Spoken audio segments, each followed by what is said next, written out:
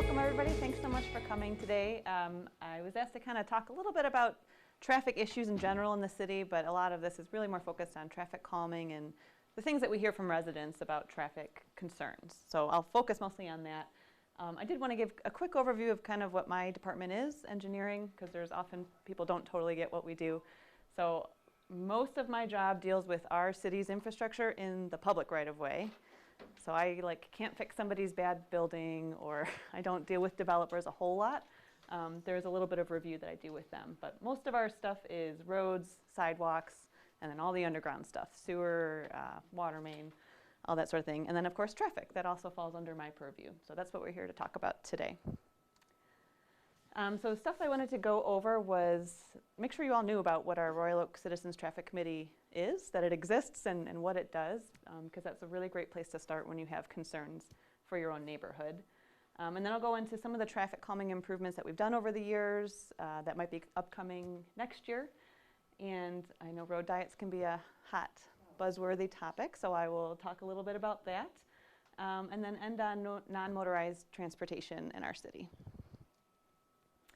So the Royal Oak Citizens Traffic Committee is made up of 8 volunteers. They're residents that live here in the city, appointed by the commission, and they meet every other month. So we meet 6 times a year in the evening on a Tuesday.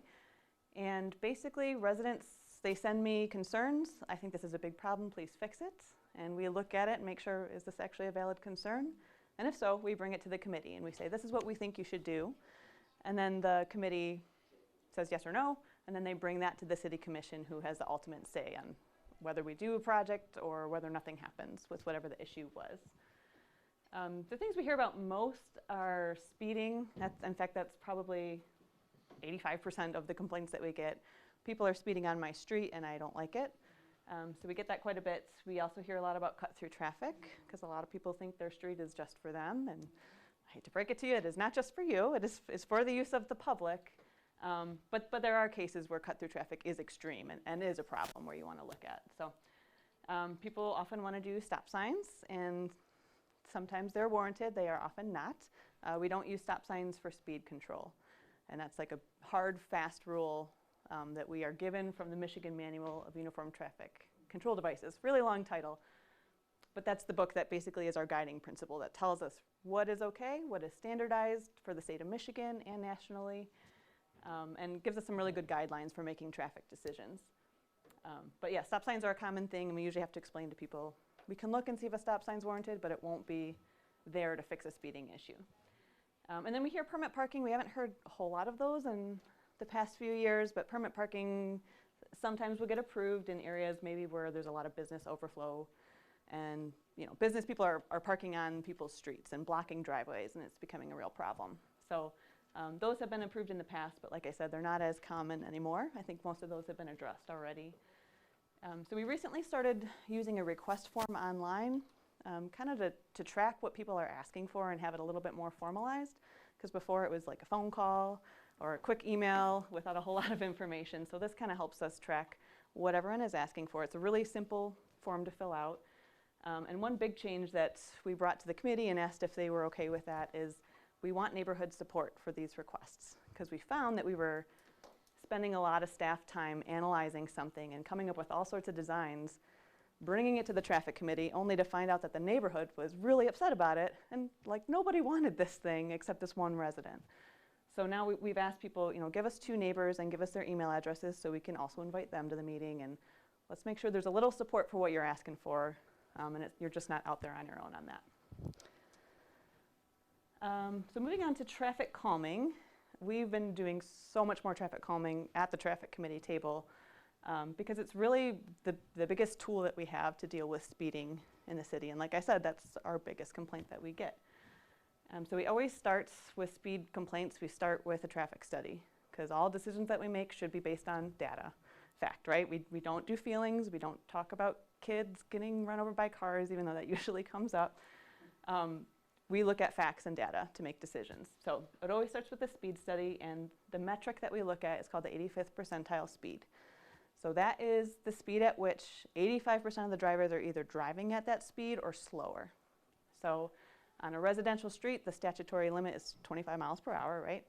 So if you're at 27 miles an hour or lower, as your 85th percentile speed, we say that's fine. We're not going to recommend any changes there. 28 miles per hour is where you start saying, well, if you were setting a speed limit based on that, you would round it up to 30 miles an hour. Maybe we should look at doing something on the street to help with speed control. And so usually 28 miles an hour on a residential street is what we look at. So once that happens, we start saying, well, what solutions are out there? And I'll be frank, sometimes we present all these solutions, the neighborhood hates them, and we do nothing. They would rather just leave it the way it is than deal with some of the things that we recommend. A lot of these are controversial, people don't love them, and I know that, right? But we're going with what are recommended improvements, and these are done nationally, and, but they're newer here in Royal Oak. They're not things that we've been doing for 20 years, so a lot of these look new to people. So I'll go over some pictures here of what we've done. We finally are allowing speed humps in the city. We never used to do it before. It was always, the hard line was like, we don't want to deal with it. The plows are going to wreck them, and they make too much noise. And like, it was just never talked about. But then we started seeing all the cities around us, Detroit, Ferndale, Ann Arbor, all these cities have speed humps and are allowing them. And we said, maybe we should actually set a criteria for this. Like, we don't want them everywhere. Like, Detroit is a little bit out of control with their speed humps in neighborhoods. But if it's warranted, maybe this is something we should look at. So we did come up with a criteria. It's basically if you're on a residential street and it's not a major fire route and it's not a major snowplow route, you have a decent chance of getting them approved if you have a speeding issue. So again, we have to demonstrate that that exists before we move forward.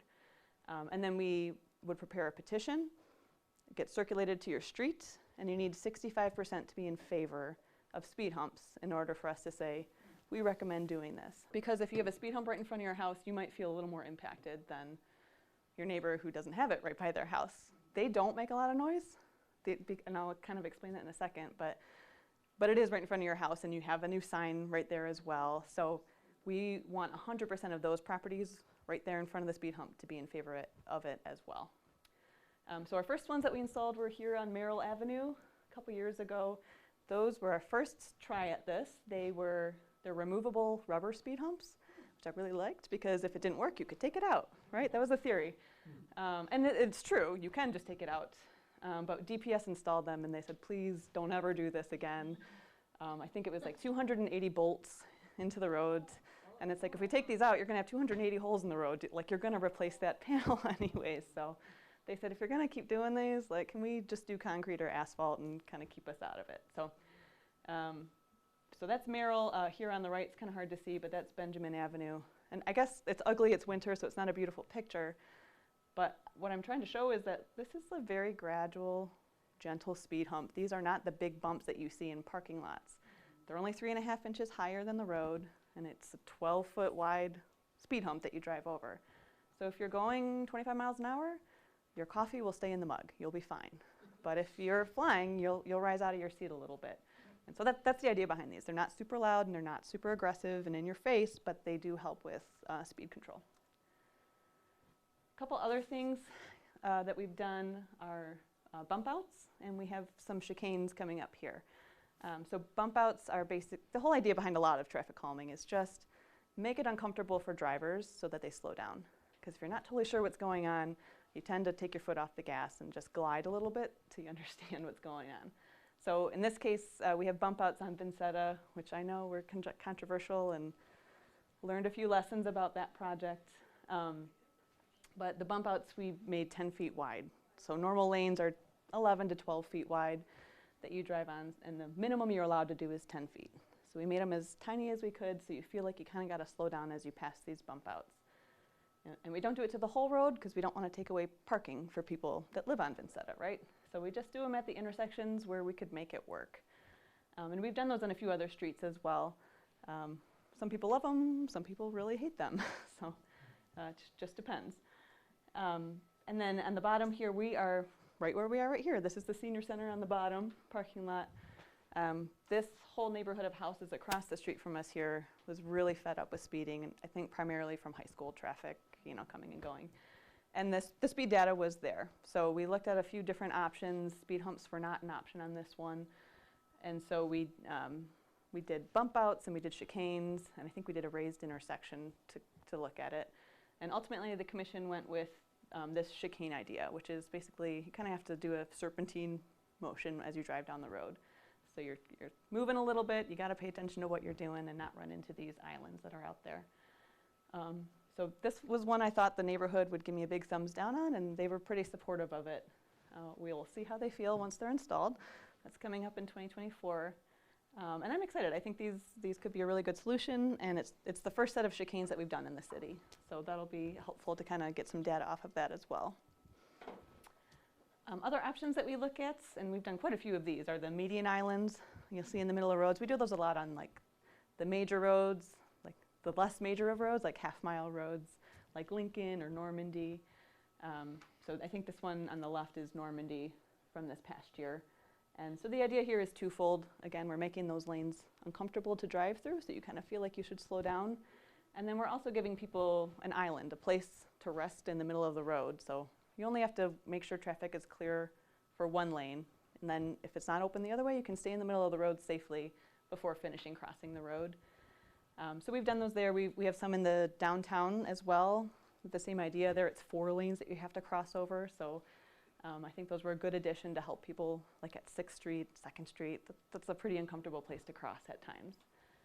And then we've just recently approved, these are like mini traffic circles. We don't have any in the city yet, but we just approved those for Benjamin Avenue between Webster and 13 Mile. So those will be installed this year. Normandy Greenfield qualifies as that, doesn't it? What's that? Normandy Greenfield? So that's a roundabout. That is a $1 million big giant upgrade. These are not at intersections, although this picture is somewhat deceiving, but it was the only good one I could find that really represented what I was trying to show for what we would do. But ours are mid-block, right? So it's just, you're just driving and you got to weave out of your way and then get back into your lane. So I think that's a really good one. It's small, it's low cost, it doesn't block driveways. The only issue, and we did get pushback on this one, is that you do have to take away some on-street parking from residents. So if it's near your house, again, you feel like you're the one being targeted or impacted, and that doesn't sit well with people, right? So it's hard at the traffic committee table because you want to do what's best for the neighborhood without annoying anybody, and like you usually can't do that. No. You know, not everybody wins, unfortunately. So we had a lot of debate about that one, I think, at the commission table as well, but ultimately those got recommended. So probably end of 2024 is when I would expect those mini traffic circles to go in. And then the last traffic calming option that we look at are raised intersections. We have one here at Gardenia and Alexander, so that's like halfway between Main and Campbell. A lot of people thought that we just screwed up the design and like didn't know what we're doing, because they're like, you know, it's basically a giant speed hump. You ramp up into the intersection and then you ramp back down once you pass it. And again, the idea is something is different here. I should slow down and see what's going on, look for pedestrians. They're the most expensive of all the options, so they're already like not my favorites to look at. And we did a speed study on Gardenia a couple years after it was installed, and like it didn't change what people were doing on either side of it. So you might slow down at that intersection, which is great, but we didn't fix the problem that people brought to us, which was people are speeding down that mile-long stretch of road.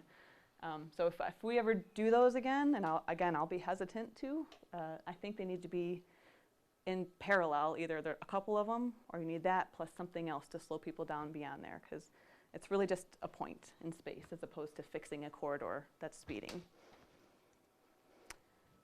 Okay, if you have questions on traffic calming, we can certainly go over those at the end.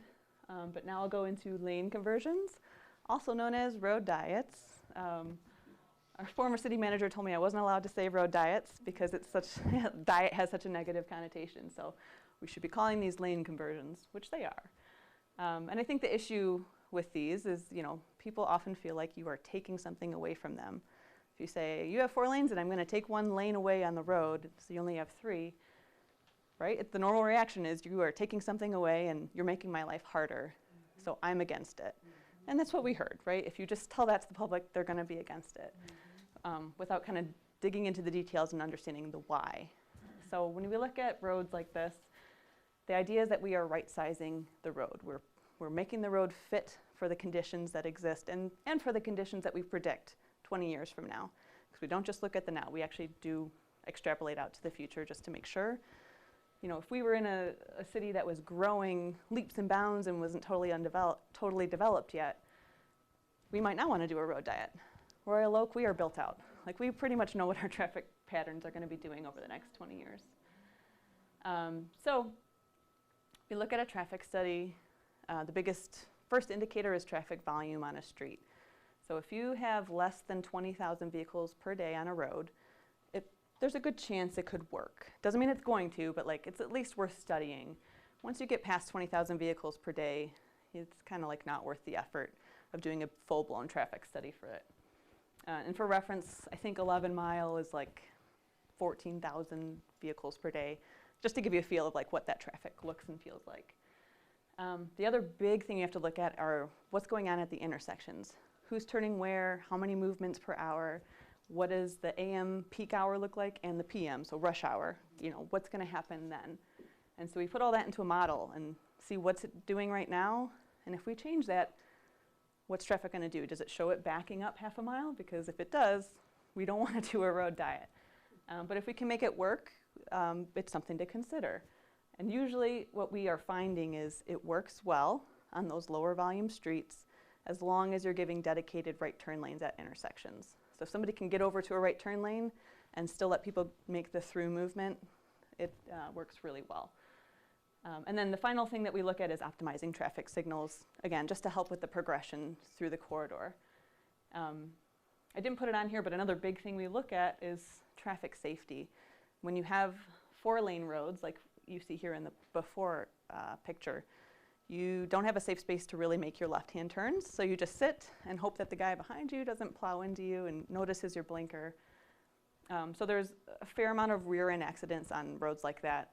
And there's a lot of side swipes too, because people are like, oh, I don't want to wait for this guy, so you swerve out of the way and didn't notice the guy in your blind spot. So that's another big positive outcome of doing a road diet or a lane conversion, is just decreasing traffic accidents on the corridor.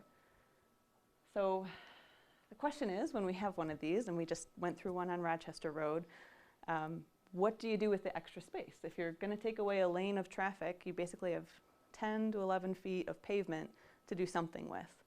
And so the options we usually look at are, does it make sense to put bike lanes out here?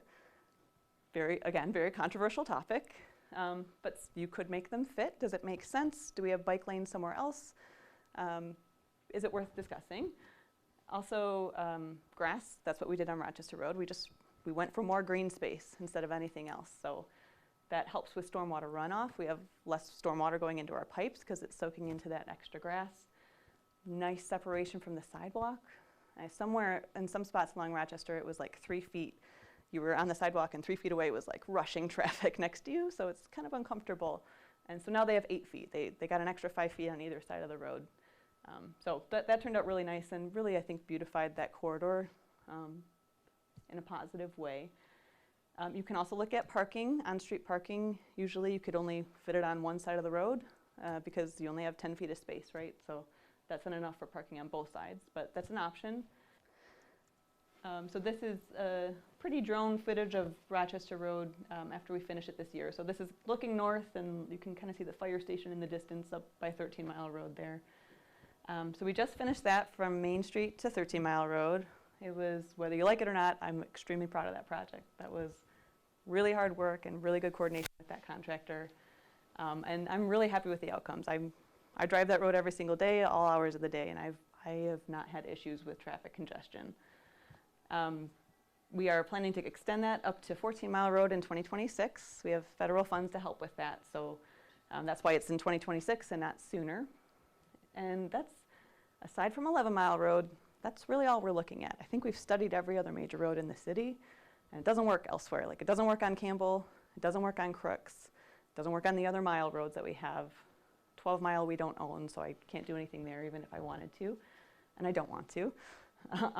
But we did do a traffic study on 11 Mile at the same time we did one for Rochester, just knowing like this was coming up in the future. If we were going to do that road, we should know whether we want to change it or just leave it the way it is. So we did do the traffic study. Lane conversion is feasible. It can work there. A lot of accidents on 11 Mile Road, especially those rear end accidents where people are trying to turn left. And so I think it'd be a positive improvement from a safety standpoint. And if it works for traffic flow, seems to make sense to me. So 11 Mile, we're planning to start work there in 2027. So I need to know what I'm doing well before that, like by 2025. So the commission, we presented the traffic committee to them just so they knew that, what the recommendations were. And at this point, we're kind of going to let the master plan get finished, kind of inform us, what is the vision for the 11 Mile corridor? Do we think there's going to be a lot of redevelopment out there? Do we need on-street parking? Do bike lanes make sense there? Do no changes make sense there? So the commission wanted to wait until that was done to see if that would really impact what sort of decisions they make. Because they do say, do a road diet or don't do a road diet, but they also say, if you're doing a road diet, here's what I want it to look like when you're done. So we'll give them the options and the data behind them, but they make that ultimate decision. So that's probably coming up, I would guess, I hope, end of this year or early next year we'll have a decision on that.